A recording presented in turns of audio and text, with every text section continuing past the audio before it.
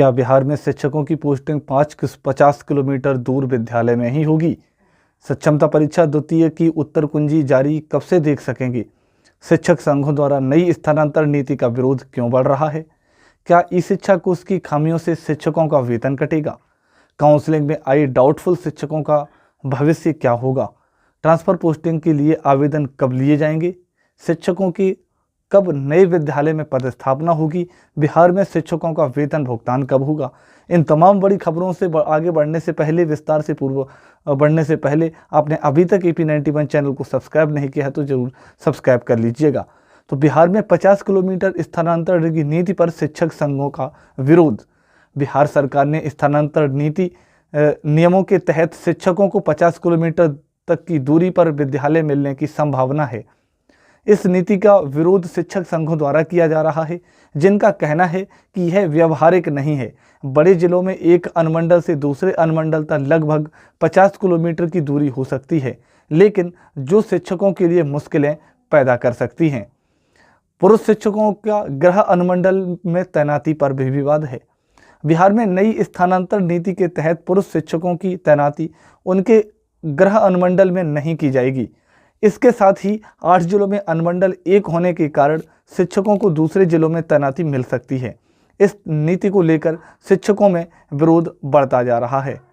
बिहार में नई स्थानांतरण नीति के खिलाफ और इस चीज़ को लेकर के विरोध शिक्षक संघ लगातार कर रहा है। तो बिहार में नई स्थानांतरण नीति के खिलाफ शिक्षक संघों ने विरोध जताया है।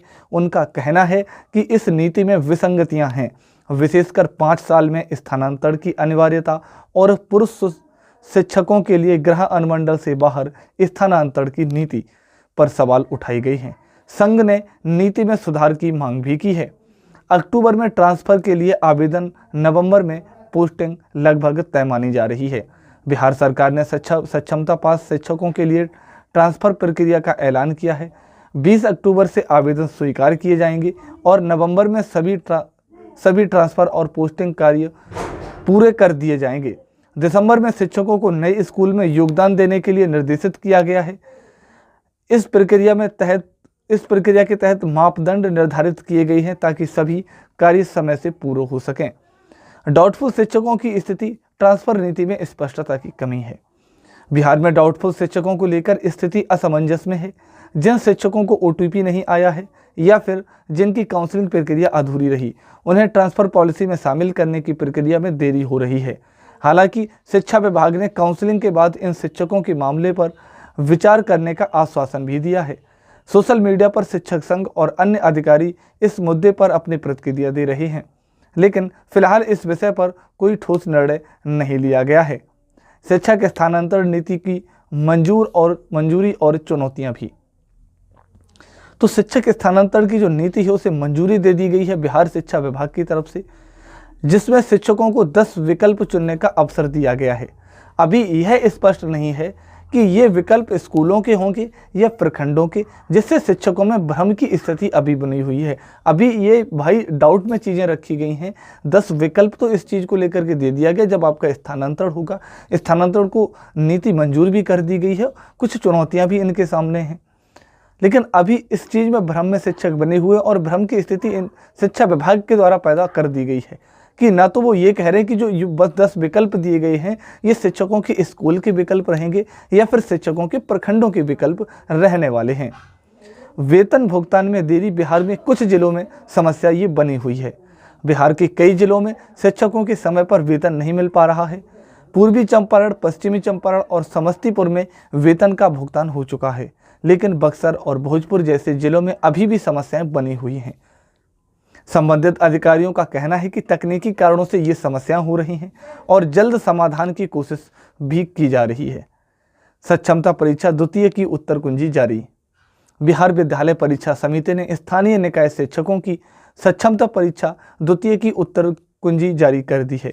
कक्षा 1 से 5 व कक्षा 6 से 8 के शिक्षक अभ्यर्थियों की रिस्पांस शीट समिति के वेबसाइट पर 8 अक्टूबर तक अपलोड रहेगा।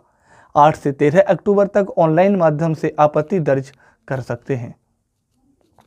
ई शिक्षा कोष खामियों से अक्टूबर वेतन में कटौती की आशंका भी बनी हुई है। ई शिक्षक उस ऐप की तकनीकी खामियों के कारण कई शिक्षकों की उपस्थिति सही ढंग से दर्ज नहीं हो पाई है, जिसके चलते अक्टूबर माह में उनके वेतन में कटौती होने की संभावना जताई जा रही है। शिक्षकों ने इस समस्या को लेकर सरकार से त्वरित समाधान की भी अपील की है, ताकि वेतन समय पर और बिना किसी कटौती के मिल सके। शिक्षक संगठन निष्क्रिय, समस्याओं पर विरोध नहीं। कुछ ऐसी चीज़ें हैं जहां पर शिक्षक संगठन जो है वो पूरी तरीके से निष्क्रिय हो पा रहा है। बिहार में शिक्षक संगठन सरकार की नई नीतियों जैसे स्थानांतरण नीति और ई शिक्षा कोष ऐप की समस्याओं के खिलाफ प्रभावी रूप से विरोध नहीं कर पा रहे हैं। संगठन की निष्क्रियता से शिक्षकों में निराशा बढ़ रही है और वे चाहते हैं कि संगठन उनकी समस्याओं को सरकार के सामने मजबूती से उठाए। बिहार के बाहर की महिलाओं को नौकरी से हटाने पर रोक लगा दी गई है। पटना हाईकोर्ट ने अक्टूबर 2024 को उन महिला उम्मीदवारों के लिए अस्थायी आदेश जारी किया है जिनके सीटेट अंक 90 से कम हैं।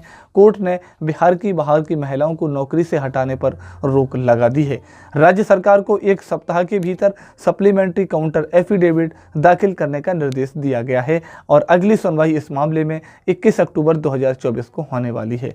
सर्विस टैक्स पर शिक्षकों के लिए धोखाधड़ी, शिक्षक रहें अलर्ट। सितंबर में शिक्षकों के वेतन से सर्विस टैक्स स्वतः ही कटता है, लेकिन इस प्रक्रिया का फायदा उठाते हुए कुछ धोखेबाज ओटीपी मांगने के मैसेज भी भेज रहे हैं। सभी शिक्षकों को सतर्क किया गया है कि किसी भी स्थिति में ओटीपी साझा ना करें। सर्विस टैक्स का भुगतान स्वचालित रूप से हो जाएगा, इसलिए किसी संदेश पर भरोसा इतनी जल्दी ना करें। ई शिक्षा कोष ऐप में होगी बड़ी बदलाव। बिहार के शिक्षा विभाग ने ई शिक्षा कोष ऐप पर हाजिरी प्रणाली में बड़ा बदलाव करने की तैयारी शुरू कर दी है। अब तक स्कूलों में सुबह लॉगिन के समय ही लाइव फोटो अपलोड होती थी, लेकिन अब संभावना है कि स्कूल से निकलते समय लॉगआउट यानी कि लॉगआउट पर भी लाइव फोटो की ज़रूरत होगी। आने वाले दिनों में यह नया सिस्टम लागू हो सकता है।